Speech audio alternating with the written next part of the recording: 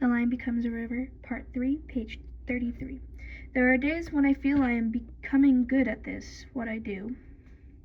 And then I wonder, what does it mean to be good at this? I wonder sometimes how I might explain certain things, the sense in what we do when they run from us, scattering from the brush, leaving behind their water jugs and their packbacks full of food and the clothes. How to explain what we do when we discover their lay-up spots stocked with water and stashed rations. Of course, what you do depends on who you're with, depends on what kind of agent you are, what kind of agent you want to become. And it's true that we slash their bottles and drain their water to the dry earth, that we dump their backpacks and pile their food and clothes to be crushed and pissed on and stepped over, strewn across the desert and set ablaze. Christ, it sounds terrible, and maybe it is. But the idea that when they come out from their hiding places, when they regroup and return to their stockpiles ransacked and striped, they'll realize their situation, that they're fucked, that it's hopeless to continue, and they'll quit right then and there. They'll save themselves and struggle towards the nearest highway or dirt road to flag down some passing agent, or they'll head for the nearest parched village to knock on someone's door, someone who will give them food and water and call us to take them in. That's the idea, in a sense, of it all. But I still have nightmares, visioning them staggering through the desert, men from Mikolan, from the places I've known, men lost and wandering without food or water, dying slowly as they look for some road, some village, some way out. In my dreams I seek them out, searching in vain, until finally I discover their bodies lying face down on the ground before me, dead and stinking on the desert floor. Human waypoints in the vast and smoldering expanse. In 1706, the Italian priest Father Eskimo climbed to the summit of the volcanic peak just south of the international boundary line that would become, nearly 150 years later, to separate the territory from the United States, from the territory of the United States from the continuous lands of Mexico. From this vantage point, he looked out across a massive dune field in hardened flowing black lava, all the way from the glistening blue arc of the Gulf of California. It was then when Father Kino, the first white man to reach its high, isolated place, recognized what the native people of this desert had long known, that the land mass of Baja California was not the island that conquerors and missionaries had always assumed it to be, but it was in fact connected to the rest of North American continent, a narrow peninsula reaching down into the ancient teeming waters. Across the pale sands and shimmering sea, Father Kino could make out the mouth of the Colorado River and the wooden peaks of Sierra de San Pedro Martinos, the peninsula's highest range. Down in the dune field, Father Kino encountered wandering people. They cleared long strips of dry ground for ceremonies and traced massive figures into the surface of the earth. Human and animal shapes scraped into the desert pavement and lined carefully with placed stones. For untold centuries they had inhabited landscape of craters, collapsed cauldrons, and jagged mountains half buried in the sand. They met with few other peoples, occasionally trading goods with neighboring tribes and granting passages to those who journeyed across their parched lands on pilgrimages to collect salt at the nearby edges of the sea. To Father Kino, these people were feedable and ragged, barely surviving on a diet of dried roots and lizards. But they understood that there was life to be had in the desert, a life worth struggling for. To the Europeans, the entire region was Malapas, a bad country. But those who made their lives there knew it was a place indestructible from the terrain that surrounded it, a single, unbroken expanse. After 3 months, we were finally released from the training unit and dispersed into rotating shifts to work under the journeyman agents. I was sent to midnights and partnered with Morrison, a 4-year-old veteran of the patrol. I'll tell you what, Morrison said to me on our first night shift together. It throws me for a loop every time they assign me to be a journeyman. Seems like just yesterday I was a trainee myself. My first journeyman was salty as shit. Morrison scoffed. He kept going on about the old patrol and the new patrol, and how nobody with less than 8 years in the field should be a journeyman. But that was big for... But that was before the big hiring push. There are so many people coming in and out of the station nowadays that even junior agents move up fast. Morrison smiled. So here I am, your very own journeyman. Listen, don't worry about calling me sir or any of that bullshit. He looked over at me as he drove us down the highway. My old man is the hardest ass cop you'll ever meet. He made me call him sir ever since I can remember. Shit, I'm 23 years old and all I've ever known is law enforcement. Morrison started out into the darkness beyond his headlights. What about you? He asked. I'm 23 too, I told him. Well, there you go, he said. The last thing I need is a dude my own age calling me sir. But hell, he smirked, I'll let you wash the ride at the end of the shift. Early one morning before dawn, Morrison brought me to the port of entry. It's smart to make friends with the customs agents, he told me. They keep their eye on the foot traffic and vehicles that cross the port, and we take care of everything in between. If you get these guys to like you, sometimes they'll throw you some good intel. He introduced me to the supervisor and got permission for us to monitor the video feeds in the camera room. For nearly an hour, we watched gritty, dim-lit buildings and roads surrounded by the port until the sun slowly began to rise outside, bleeding warmth into the screens. Morrison pointed to a monitor in the far left corner, and we watched the pixelated figures of two men and a woman cut a hole in the pedestrian fence. We bolted from the room and ran to the side of the bridge, rounding the corner just in time to see the men already scrambling back through the hole to Mexico. The woman stood motionless beside the fence, too scared to run. As Morrison inspected the breach, the girl wept beside me, telling me it was her birthday, that she was turning 23, pleading for me to let her go and swearing she would never cross again. Morrison turned and took a long look at the woman and laughed. I booked her last week, he said. She spoke hurriedly to us as we walked back to the port of entry while Morrison went in to gather our things. I stood with her on the parking lot. She told me she was from Guadalajara, that she had some problems there, and she was already tried 4 times to cross. She swore to me that she would stay in Mexico for good this time, that she would finally go back to finishing music school. Te lo juro, she said. She looked at me and smiled. Someday I'm going to be a singer, you know. I believe it, I said, smiling back. She told me she thought I was nice, and before Morrison returned from the port, she snuck her counterfeit green card into my hand. I don't want to get in trouble at the processing center like last time, she said. I looked toward the portal of entry and slipped the card into my pocket. When Morrison came back, we helped her into the patrol vehicle and drove north towards the station. Laughing and applauding, she sang Biddy Biddy Bom Bom to us from the back seat. She's going to be a singer, I told Morrison. The woman beamed. Shit, he said. She already is. At night, finally allowed to patrol on my own, I sat watching storms roll across the moonlit desert. There were 3 of them. The first due south in Mexico, the second creeping down from the mountains in the east, and the third hovering just behind me, close enough for me to feel the smatterings of rain and gusts of warm wind. In the distance, lightning appeared like a line of hot neon, illuminating the desert in the shuddering white light. At the station, I was given the keys to a transport van and told to drive out to the reservation where 2 quitters had been seen wandering through the streets of a small village. When I arrived, it was just after dark, and I noticed a few signs of life as I drove past the scattering homes, scanning for the disheartened crossers. In the center of the village, a small adobe church stood in the empty dirt lot.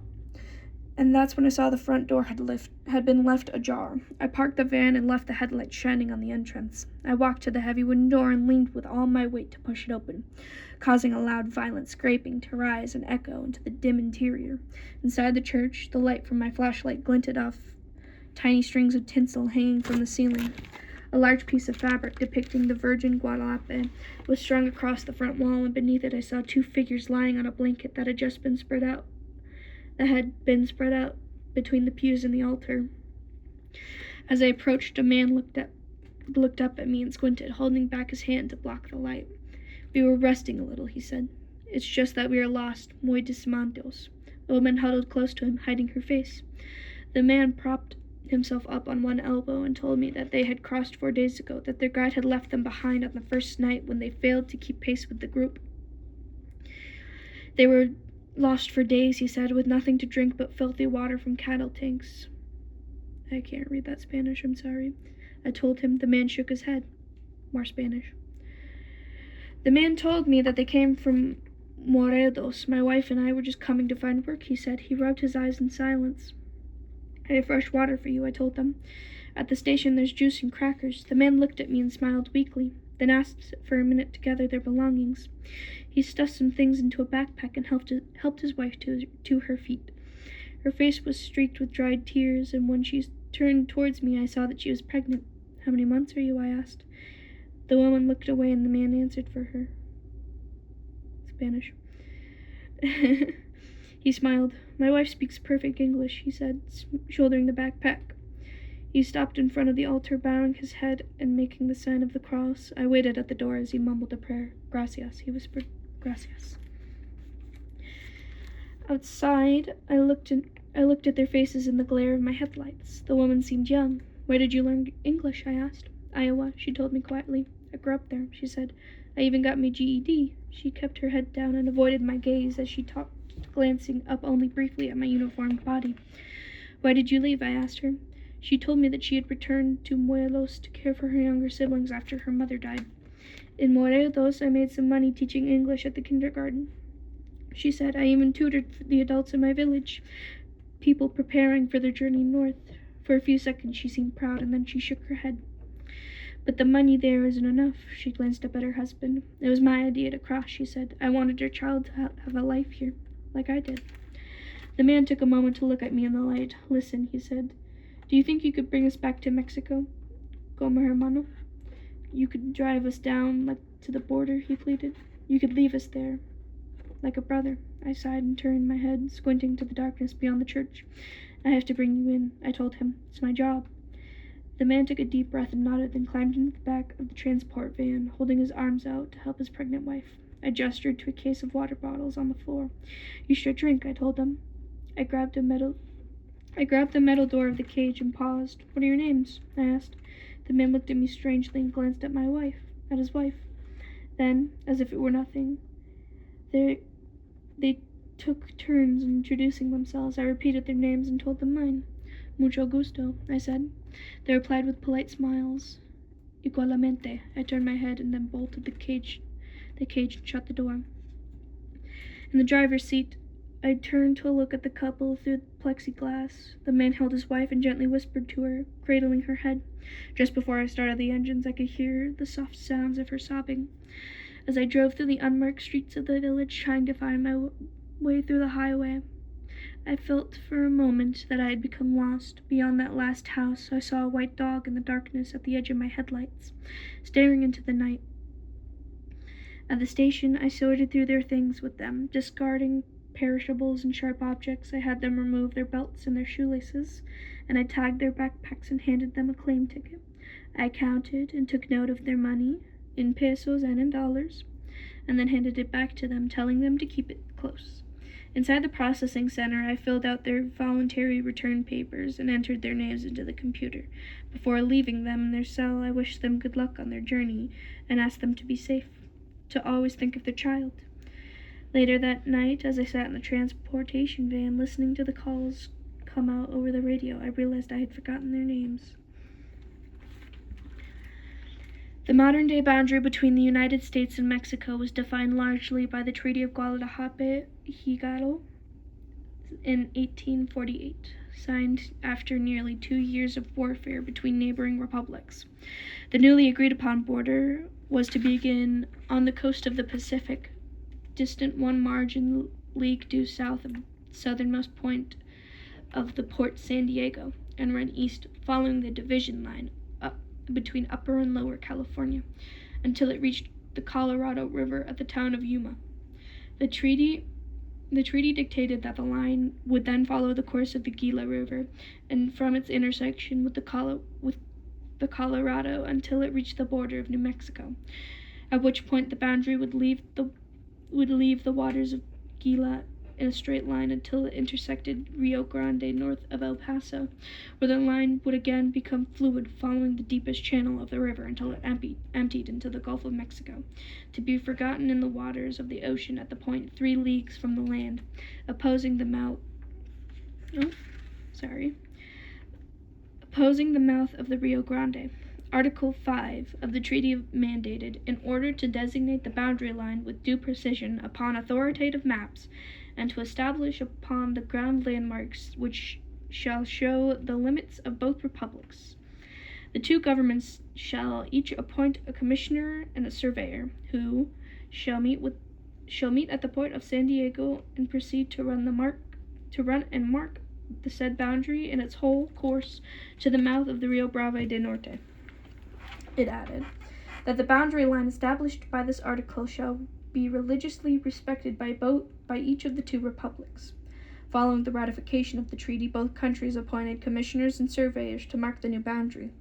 The surveying was initially carried out under questionable supervision of John Russell Bartell, a well-connected and adventure-hungry bookseller living in New York.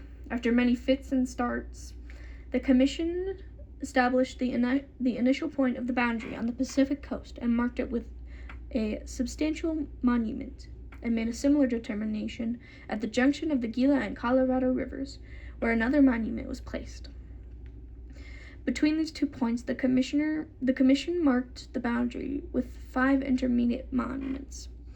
Several years later, in 1853, the boundary line was modified by the Treaty of Las Masilas, commonly known in the United States as the Gasende Purchase. Instead of following the natural course of the Gila River across the Amazon, across Arizona to the edge of New Mexico, the new agreement stipulated that the rigid and pivoting line would dip south from Yuma and run east of Rio Grande, adding nearly 30,000 square miles of territory to the southern edges of Arizona and New Mexico. In the first article of their argument, it was stated that each government would nominate a commissioner whose duty would be to survey and mark out upon the land the dividing line stipulated by this article, where it shall not have already been surveyed and established. Over the course of 3 years following the treaty's ratification, a new survey was undertaken that included many personnel from the original commission. The newly appointed commissioner, William H. Emery, brought great conviction to his work, deeming it fortune that 2 nations, which differed so much in laws, religion, and custom, and physical wants, should be separated by lines, while he regretted the new boundary limit should be inevitable expansion of force of the United States. He nevertheless declared the characteristic seal that no line traversing the continent should probably be found which is better suited to purpose.